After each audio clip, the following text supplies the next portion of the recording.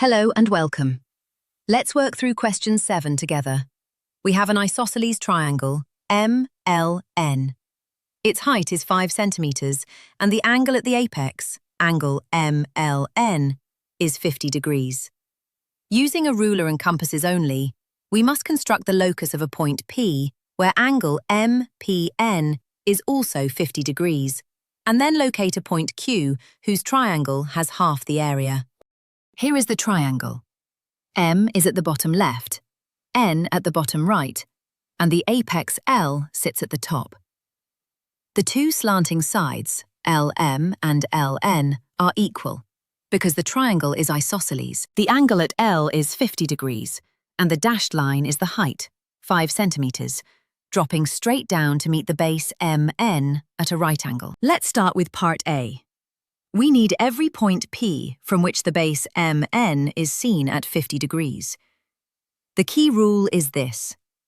Angles in the same segment of a circle are equal, so all such points lie on an arc of a circle, and since L already sees MN at 50 degrees, that very arc must pass through M, L, and N. With compasses, we first construct the perpendicular bisector of MN. The center of our circle lies on this line, by symmetry. Now we open the compasses to the circle's radius and draw the arc through M, L, and N. This arc, shown in yellow, is the locus of P. Every point on it sees the base MN at exactly 50 degrees. On to part B. The area of a triangle is a half times base times height.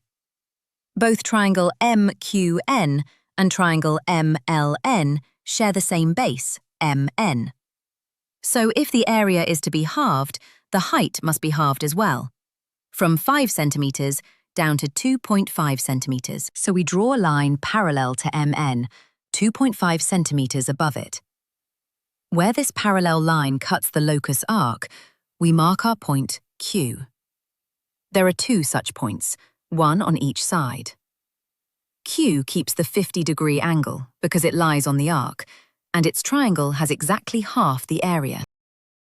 So our answer, the locus of P is the arc through M, L, and N, and Q is the point on that arc lying 2.5 centimeters from the base MN.